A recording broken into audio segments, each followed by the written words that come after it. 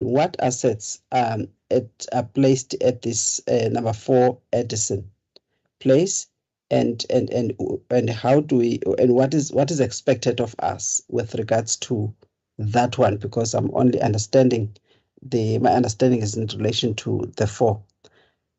The second question, that is for clarification. The second question is just to get an understanding of the impact of this removal of the 4 tanks, because it seems they sort of reallocating them to retail business. So I'd like to understand from on the storage market in that area, if they are removing this capacity for storage, what impact will that have in that area if they are removing themselves? I mean, their presence on storage market, and now they're taking this capacity away from that market and they're reallocating it to their retail business. How will that gap be filled in, and what the extent of the impact of that removal of that capacity and place it elsewhere? I would like to just understand that, and perhaps if also there were people that were being serviced from these tanks, meaning that the product that used to be kept in these tanks and where it used to then be distributed to the market, to what extent will that affect that kind of arrangement? The third thing that I would like to understand then is the assessment by the team of the potential adjustment of the RAB, given the fact that they are removing these assets from the RAB, and what by how much is the RAB will be adjusted downwards as a result of these 4 tanks that are being taken out. And yeah, so if I can get questions, answers for those 4 questions. Thank you, Chairperson. Thank you, Ms. Masetti. Mr. Mkhize. Thanks, Chairperson, and thanks to Madam Mabitshe for the presentation. When it comes to Table 1, I think that Table 1 needs to be corrected, because I think operational capacity remains confidential, and therefore it must be highlighted as such. And then when it comes to also the table in terms of the correction, there should be the correction of the figures on Table 2. I think it should be 295, the total volume there, and not 83. And then we also need to that operation type changes, bulk should be changed to be more descriptive, and not just write operational type change then to just say bulk storage, just to explain that in terms of our bulk determination, to assist the reader to understand as to what is actually happening here. Thank you. Thank you, Mr. Mkhize. And I think, Ms. Mabitshe, under recommendations, the numbering there may need to be corrected if I've read it. I've read them correctly. You may come in and respond, please. Chair, may I just come in first before Ms. Mahawiki come? Yes, go ahead, Ms. Mtwa. Sorry. Okay, no, thanks. So I'm sorry, Chair, I missed to pass the apologies for Mr. Untid, and Ms. Sebalo is acting, and she also was helping in drafting this submission as our industry analyst. So she will also assist us with questions on market analysis and what impact has happened in terms of removing those tanks. But just to say that in terms of the first question, we have two sides, and at this point we're just discussing one Edison Place. In the next submission, there's details of capacity that is currently on 4 Edison Place. So the capacity that is here is the one that's Edison Place, and in terms of what is now stored, it's 83 cubic meters, and I guess maybe on table that is updated there. We've indicated the bar storage that is now going to be in the new license, and also that the two sides have been doing the retail and wholesaling. But the way terms that were identified for wholesaling and those that are identified for retailing, and I think the changes in their business have then resulted in this amendment. But in terms of the RAP adjustment, it has been indicated that they were requested that they apply for the tariff. I'm not sure if Ms. Nobu has received the tariff application and maybe can also come in to assist in that matter. But then may I allow Ms. Mabiki and Ms. Sibalo to then respond in detail in terms of the questions. Thank you. Thank you, Ms. Mtwa. Ms. Mabiki, I'm not sure who's coming first, you or Ms. Sibalo. Thanks, Chairperson. I'll go first and be brief. Ms. Mtwa has already covered me. And then I would also like to say, in terms of the location of the two facilities, they are literally sort of adjacent one another. I'm sorry if I didn't make it clear in the introduction. And I also note the comments from Mr. Mkhize.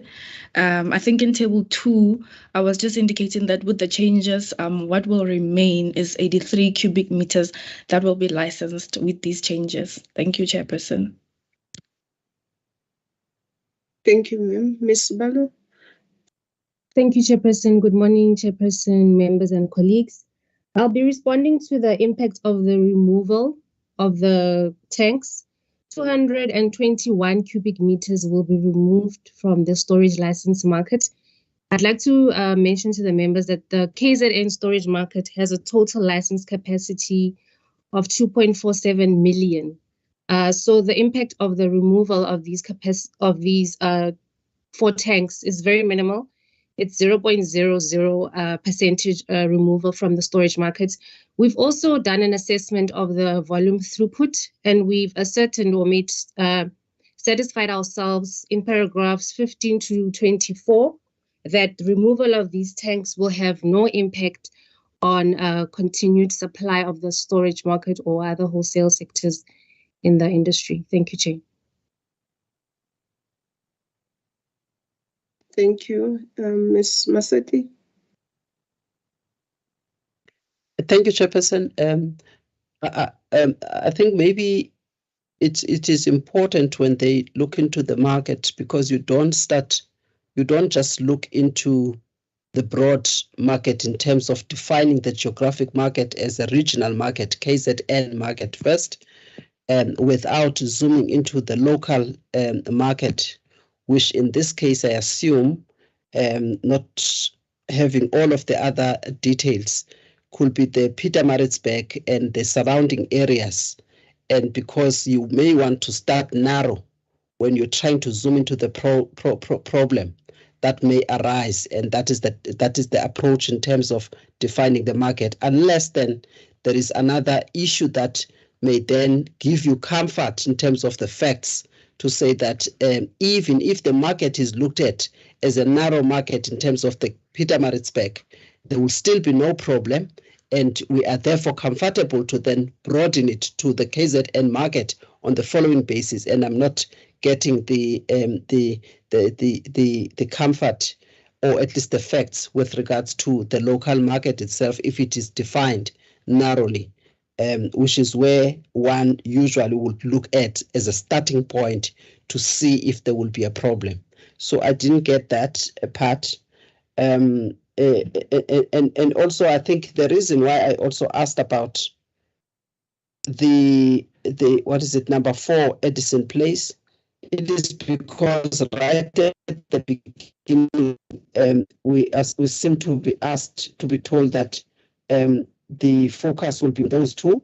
However, in this submission, the decision that is required is only in respect of number 1 Edison Place. So I think that's where the confusion arose from my side when you dealt with paragraph number 5 on the background, just to make us understand and follow the discussion through. And then lastly, Chairperson, I would like to understand with the remaining capacity, and there's reference to licensing. I was wondering if that will then necessitate or require any licensing, given the fact that there's a decision on bulk storage and what can be licensed in terms of that decision on bulk storage. If I can be clarified, Chairperson, on those two things, the bulk storage as well as that geographic market, as to why we dived into the regional without looking at whether there will be a problem if you were to take a narrow approach. Thanks. Thank you, Ms. Masiti. Ms. Mtwa, or your team members can respond. Yes, Ms. Sibalo. Thank you, Chairperson. Concerning the Pietermaritzburg market, ma'am, the impact is also still quite minimal. For the Pietermaritzburg market, we have capacity about 6,000 license, and we're only removing less than 1%. Also like to add that Edison 4 then goes to add an additional capacity into the storage market. So the impact of the removal of these 4 tanks, ma'am, remains minimal in the regional Pietermaritzburg market. And then the issue of the bulk storage. Mr. Mkhize, I see your hand is up. Yeah, maybe we'll let Mr. Lukele speak first, and then I'll follow him. Oh, thank you, Chair, and good morning, everyone. On the question of bulk, I think the issue here, this facility is already licensed, and as per the bulk determination, the licensed facilities, even if they are below bulk, they remain licensed. What is before the REC today is just to amend that license. So the bulk aspect is not a consideration on this matter, on this submission. Thank you, Chair. Thank you, Mr. Lukele. Mr. Mkhize. Yeah, I think the team needs just to amend that description, the way they've put the issue of bulk, because it seems as if it's talking to the bulk determination. That is one, in terms of enhancement. And secondly, I think it should be clear that the tanks are still going to be used, albeit for retailing purposes. So it's not an entirely a total loss to the market. I think your team must indicate that one very clearly in that regard, as part of your explanation. And then thirdly, it will be important to the team that the discussions with the DMRE continue on this matter, and with the discussion on this one in particular, because there are some other things that could be of concern in terms of when you've got a wholesaler that is also a retailer or is deemed to be retail. I think they must just it's just to not only write to them in terms of what has happened, but to also engage at a technical level, just for sharing, to share information so that they can see what the impact would be on the side of the Petroleum Products Act vis-a-vis the Petroleum Pipelines Act, that they can then work in tandem and see developments in this regard and how they are then affect the industry. For me, I think this is one case that requires a kind of interface and cooperation. Thank you. Thank you, Mr. Mkhize. Any other follow-up members? Ms. Mtwa?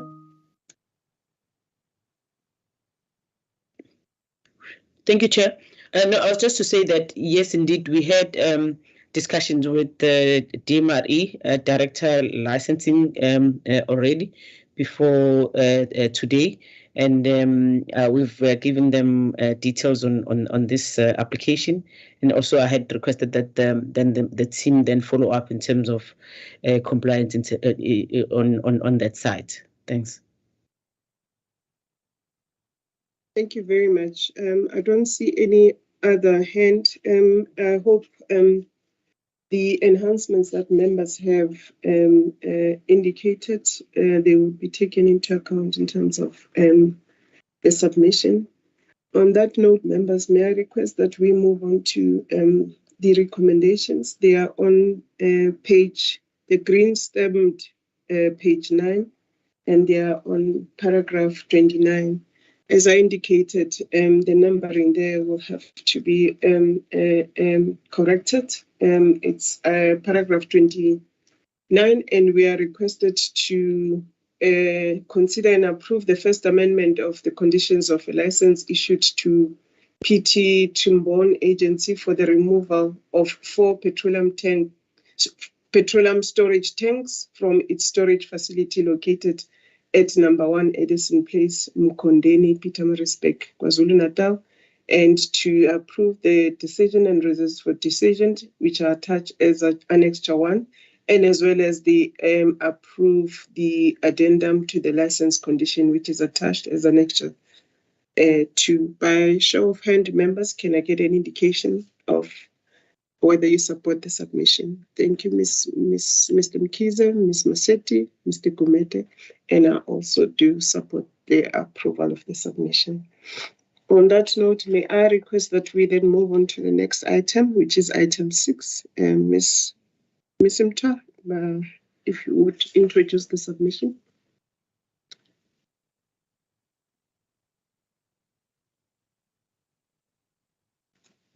Or is it you, Ms. Mabitshe? You may proceed. I think Ms. Mta may be talking to your muted mic. If it's you, please proceed with presenting the submission. Yes, it's myself, Chairperson. Thank you once again.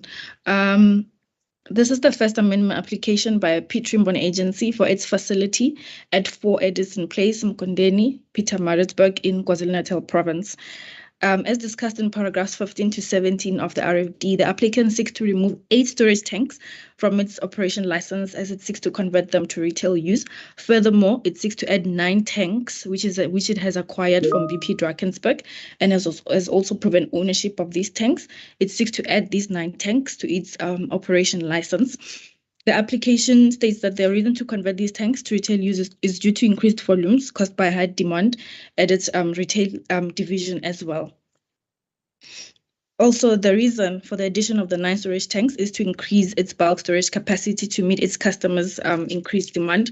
I would also like to add, Chairperson, that for this facility, the applicant holds a retail license with the DMRE. Therefore, it is the energy regulator's view that the amendment request by PT Trimborn is necessary to comply with its license conditions, and it is recommended on page 10 of 25 that the REC considers and approves the first amendment of the conditions of license issued to PT Trimborn Agency for the removal of 8 storage tanks from its license and the addition of 9 storage tanks to its license, as well as the decision and RFD document attached hereto as Annexure 1 and the addendum to the license conditions attached hereto as Annexure 2. Thank you, Chairperson. Thank you, Ms. Mabitshe. Members, any questions or points of enhancements on the submission? Ms. Masetti? Thank you, Chairperson. I think there's just one thing that I am missing here with regards to the as-is situation of these tanks. Maybe if the team can clarify whether these tanks were for own use for this licensee, so that I can get an understanding of who will fill the gap at storage if they had so much capacity, both at 1 Edison as well as 4 Edison Place. So they have this facility, but at the storage level. So really, I would like somebody just to explain things so that I understand exactly what's going on. So they've got these tanks, these tanks were utilized for storage and storage only. Now, this entity is also present at the retail level of the market. Now, they decide that where they can extract more value is perhaps at retail. Now, they have to now tweak their business model so that they can increase their presence at retail, but reducing it at the storage.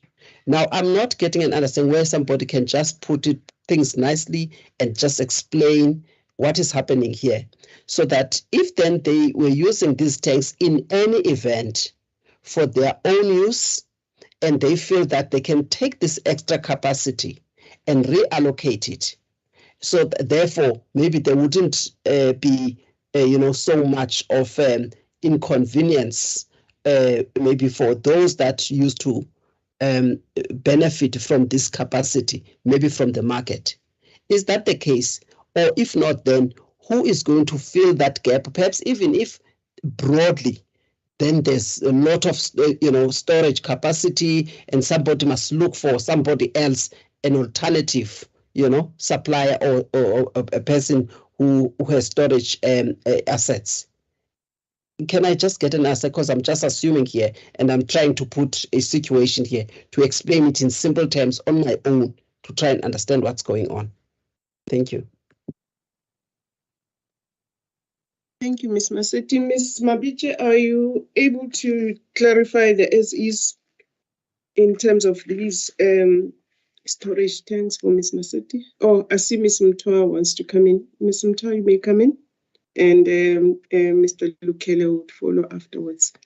Ms. Mtoa? Yes, thank you, Chairperson. So, I do apologize. Sometimes when button just takes long to respond. Yes, Mr. Lukele will come in. I see he's also indicated that they were for their own use. But I think there's something that maybe might also assist the members to understand the business of Piet Rembon. There's actually two Piet Rembon, without confusing, but just to try and clarify. When the Petroleum Product Act was Product Act was introduced, there was that to address the vertical integration. Then companies were not allowed to wholesale and retail. So during that process, this establishment was separated to a wholesaling business and a retailing business, and the wholesaling was supplying their own retail. Hence the indication that it was for their own use.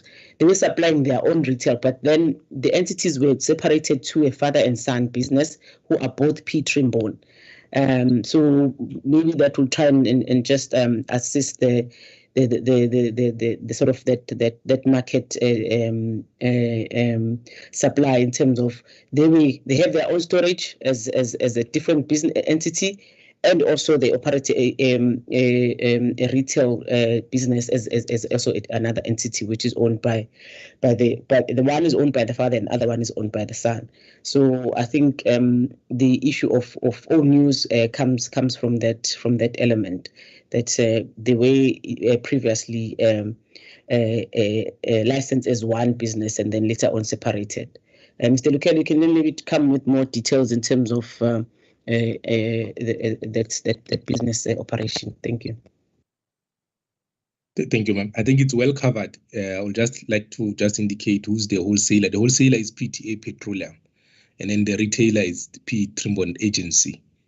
So that's the part. Thanks. Thank you, Ms. Masetti. Are you clarified with the status quo? Thank you, ma'am. Members, Ms. Sebalo, I see your hand is up. You may come in. I would just also like to check if maybe Ms. Masetti is answered concerning how much capacity is being removed from the storage market, the resultant capacity that will then remain in the market after all of these amendments. I'm not sure if Ms. Masetti is covered. I think you can provide that clarity as well. Sorry. Okay, if we can refer the members to table 2 of the submission, but I think we can do better in clarifying the resultant impact on the storage market as a result of the submission. So at the end of this amendment, there will be additional capacity added to the storage market of 129 cubic meters. This particular submission ends up adding a capacity of 341 to Trimborn facilities operational capacity. Thank you. Thank you, Ms. Sibalo. Any other issue, members? I don't see any hand. May I request members that we then go to the recommendations, which are on P10, the green stem P10, paragraph 23.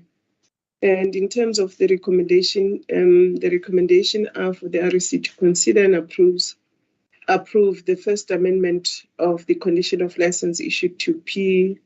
Trimborn Agency for the removal of the 8 storage tanks from its license and have an addition of 9 storage tanks at its storage facility located at 4 Edison Place, Mkondeni, Pietermaritzburg, and to approve the decision and reasons for decision document attached as Annex 1, and as well as the addendum to the license, which is attached to as Annexure 2. By show of hand, members, can I get an indication as to whether you support the recommendations as having been read out? Thank you, Ms. Masetti. Thank you, Mr. Gomete. Thank you, Mr. Mkhize. I also support the recommendations. May I then request that we move on to item 7? Ms. Mtwa, do you want to introduce the submission and also guide us as to who is going to be leading members with that submission? Thank you. Thank you, Chairperson. Mr. Sintumula will be presenting through you, Chair. Thank you. Good morning. Good morning, REC members. I want to apologize on this submission. Actually, in both two submissions, I'm going to present on the decision because it indicated nothing, hence it's supposed to be an approval by REC. Apologize in that regard. And I must also note that this the phase 2 licensee on the RRM have been workshop, all of them 100%. So that means they will only be coming to REC in the form of maybe approval by the workshop part of the phase 2. That means from now we are going to, for this financial year, we'll be workshopping phase 3 onwards. Thank you on that. So I'm going to present the AGO. So here on the subject, implementation plan submitted by the Automotive Gas Oil in compliance with the requirements of the Regulatory Reporting Manual. The purpose is to request the Regulatory Executive Committee to approve AGO's implementation plan submitted in compliance with the requirements of the RRM in terms of the delegation authority to the committee, in terms of the section 3.2 of the Petroleum Pipeline Delegation Matrix approved by the Energy Regulator on 3 June 2021. Monitoring and enforcement of compliance with the regulatory accounts guideline must be approved by REC. AGO submitted its implementation plan on 4 May 2022 as part of phase 2 licensing in compliance with the implementation plan and was evaluated against the IPEM by the RRM specialist and the task team, which consists of the PPT colleagues in that regard. And I will consider the submission as read to the parallel point so that I can highlight few issues to save time. There were select features of AGO implementation plan which were evaluated, which, for example, overall approach, the scope of AGO implementation plan is considered to be complete. Project plan, the work plan has been submitted and the key milestones specified. Feasibility solution proposed, the proposed solution are realistic. Compliance with the RRM, the implementation plan shows compliance with all RRM requirements. Budget, the budget is solely for purpose of implementation RRM. Risk management, the implementation plan clearly shows all the risk and mitigation measures. Progress reporting, regulatory meeting and quarterly reports have been provided for in the plan. And those were the high level, since it's we've got attached on the Annexure A, the details, and we consider that the REC members have taken time to deal with those issues. So then we're coming here to this committee to recommend, it's recommended that the Regulatory Executive Committee approve a implementation plan submitted in compliance with the Regulatory Reporting Manual. Thank you, REC members.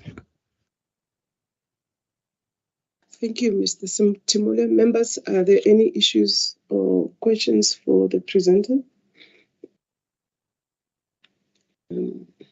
I don't see any hand. May I request then we move on to the paragraph on recommendation, which is paragraph 15, which is on the green stamped page 4.